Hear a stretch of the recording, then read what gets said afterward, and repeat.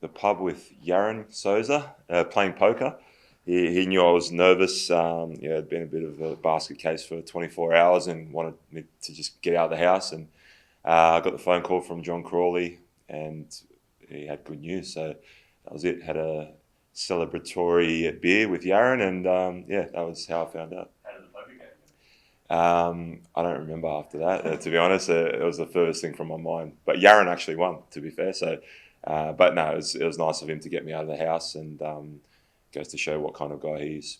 When Mitch got called in for the New Zealand series, did you think that you were on the outer, or did Arnie explain that we're just having to look at him, or how did that all go? Yeah, that's exactly what happened.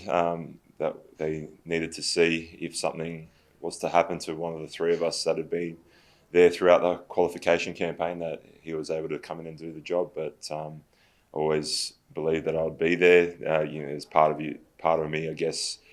There was a little bit of doubt, but that's kind of how it's panned out. So yeah, very happy. Was that the conversation that you are still in that group, that we're just contingencies? Yeah, that's exactly right. I was disappointed to not be there in the last two games. But yeah, they told me just to focus on November, and that's what I've done. And of course, there's been a lot of talk about the reserve goalkeeping spot for the World Cup, more so than I think is needed.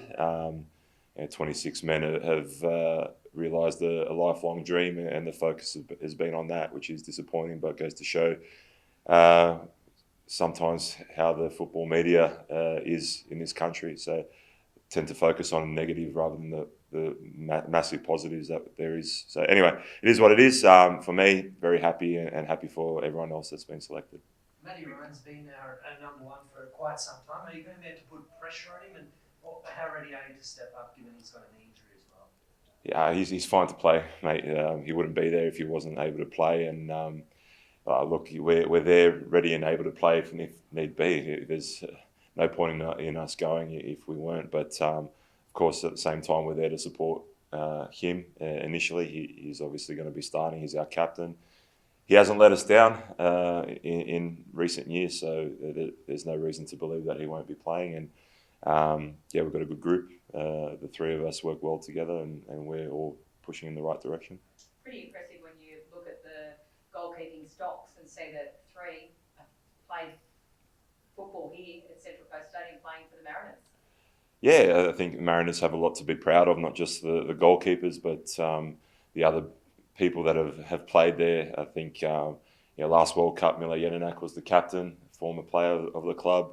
This World Cup, Matty Ryan's the captain, and another former player. So a lot to be proud of. I know the Mariners, the club, the supporters, everyone's really proud of the three of us. And it goes to show that despite a club that doesn't spend a lot of money like the other clubs do, they can still produce talent, and there's a lot to be proud of. What's Greg been like the last couple of days? Has he been nervous? Has he been edgy, or has he been all right? He's fine, mate. He takes it all in his stride. He's a great kid, and that's I'm obviously happy for myself, but really happy for Garang and for Jason, because they really do deserve it, I think, and they've worked very, very hard to get in this position. And now we find ourselves on the cusp of a World Cup. Boyhood dream. I'm 37, but still a boyhood dream, and I know it's the same for those two. They've obviously been around European leagues and had a great career over there as well. He's just about to embark on that side of things. What the advice for him about? We've seen so many bright prospects leave the A-League and then get lost in the system a little bit, and perhaps not live up to the trajectory that they were on. Yeah, look, I know he's got a lot of people advising him, and I know Newcastle will do everything they can to nurture him. But for him, he needs to play football. That's it. He needs as much game time, and whether they loan him out, which I believe is what they'll do, he needs to go somewhere where he's going to play, and that's the best way that he can develop. But in terms of his mentality, I think that's one area that is a real positive for him. He works hard, he's humble, and he hasn't let all this excitement around him get to his head. He's still the same kid, and he'll still work hard, and ultimately he loves what he does. He loves his football. Yeah, he's every session he's the last one out there, still kicking a ball around, and that will serve him well going forward, I think. In terms of your football journey, as you say, 37, childhood dream to make a World Cup. Have there been moments throughout where you've sort of thought that you weren't going to get this opportunity, or have you always believed that your moment would come? No, if I'm being honest, I was in my 30s and hadn't been with the national team for 8 years. So I think when that happens, you tend to think, yeah, it's been and gone, and your chances has sort of drifted away. But I had the season I had at Sydney FC, and that kind of opened some doors up. Got back into the national team under Ange Postecoglou, and then the door opened to go back to Europe. And and since then I've been a part of the national team throughout the whole thing, and it's kind of been forgotten in recent days as well. But for me, I don't care what people say. I don't care what people think. I'm going to a World Cup, and the people that matter the most to me, my friends, my family, they're proud of me, and that's all that matters. Look, I remember, I'm going to say it was about 2010 when you got an opportunity to go to Turkey, Yep. And that didn't work out. Mm. You had to come back to the A-League.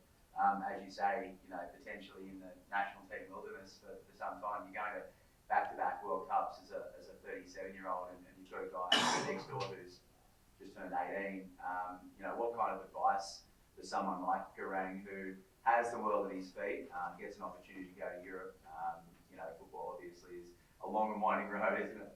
100%, but I guess the advice I'd give, not that I think he needs it, but is not to take it for granted, because maybe in a way I did that. I think I was in my early 20s when I first started with the national team, and you get almost to a point where you think it's always going to happen, and I'm living proof that it can get taken away very quickly. And 7-8 years.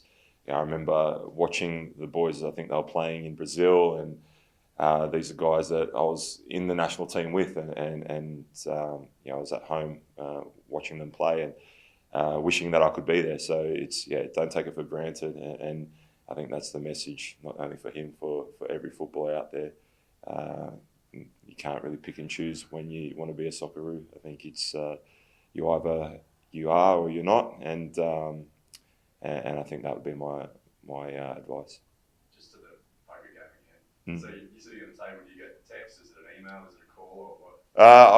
I saw John Crawley's name pop up. I was on one table, Yaron was on the other, and I just sort of lifted up my phone. I said, it's time. I find out now, and I came back in, and he asked. I said I'm in, and he just jumped on me. It was a special moment. If a guy that I've only known for probably 3 months to be that happy, I think just goes to show, the connection that we've all made here. You saw the scenes from yesterday at training as well. It's a special group here, and everyone is truly happy for us. And like Monty said yesterday, you don't achieve things like that without a group around you like that. So we achieve things together, and I said it to the boys yesterday. I really think there's more national team players in this squad for the future. You look at Jacob Farrell, for instance, Tommy Aquilina, Sammy Silvera. These are all guys that can really do something special this year, and who knows what the future holds. But I truly think there's more Socceroos in this group. Where were you playing? Sorry? Where was the game? Just up the road here in East Gosford. The name escapes me. It's just off the main road. Eleanor, that's the one. Yeah. So shout out to them. Hopefully I can get a free meal or a beer next time I go. Yeah. Yeah. Do we have any Zoom questions? I think you said no. No, we're all good. What was it like when you found out that it wasn't just yourself that made the squad, that there was some Mariners alongside? It was a nice moment. I didn't know until the day after. With the national team, they just ring you personally, and that's it. You don't get to find out until everyone else finds out. But obviously, with teammates it's a little bit different. So I was actually texting with Matty Simon yesterday morning, and he told me Garang had made it, and he wasn't sure about Jace, and then Jace stormed into training as he does, like a hurricane, and yeah, we realised that we were all there together. So really, really special, a beautiful day yesterday with everyone, and yeah, now we get to go enjoy an amazing moment together.